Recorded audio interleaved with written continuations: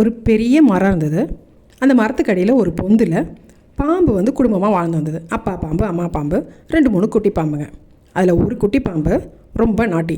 இந்த குட்டி பாம்புகளுக்கெல்லாம் அப்பா அம்மாவனா ரொம்ப பிடிக்கும் இல்லையா? எல்லாேருக்கும் சின்ன வயசில் அப்பா அம்மா எல்லாேருக்கும் பிடிக்கும்.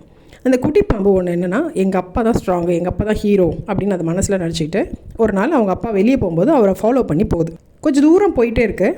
அந்த அப்பா பாம்பு யாரையோ பார்த்து பயந்து ஒளிகிற மாதிரி பார்க்குது.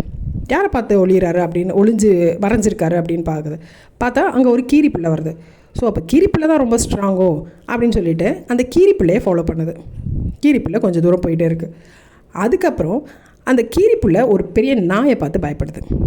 அந்த நாய் கொலையில் அந்த கீரி பிள்ளை பயந்துட்டு ஓடியே போயிடுச்சு.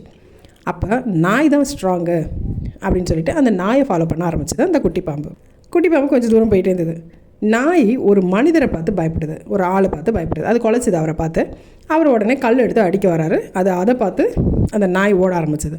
அப்போ இருக்கிறதுலே அந்த ஆள் தான் ரொம்ப ஸ்ட்ராங்கு, அந்த மனிதர் தான் ஸ்ட்ராங்குன்னு சொல்லிவிட்டு அவர் பின்னாடி ஃபாலோ பண்ண ஆரம்பிச்சது. அவரை பார்க்கலாம் அப்படின்னு சொல்லிவிட்டு அவரை ஃபாலோ பண்ணுவேன். அவர் இந்த பாம்பை பார்த்துட்டு அவர் தலை தெறிக்க ஓட ஆரம்பித்தார். அப்போ தான் தெரிஞ்சது இந்த பாம்புக்கு இருக்கிறதுலே நம்ம தான் ஸ்ட்ராங்கு அப்படின்னு சொல்லிட்டு.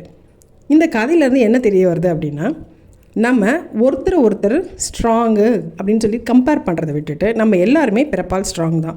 நம்மக்கிட்ட எல்லாருக்கிட்டையுமே எல்லா திறமைகளும் இருக்குது. ஸோ அதை பயன்படுத்தி நம்மளோட லைஃப்பில் முன்னுக்கு வர்றதை பார்க்கணுமே தவிர மற்றவங்கள கம்பேர் பண்ணிகிட்டு இருந்தால் தொடர்ந்து நம்ம கம்பேரிசன் பண்ணிகிட்டே தான் இருக்க முடியும், கம்பேர் பண்ணிகிட்டே தான் இருப்போம். ஸோ அதனால் நம்ம வாழ்க்கையில் எந்த முன்னேற்றமும் வராது.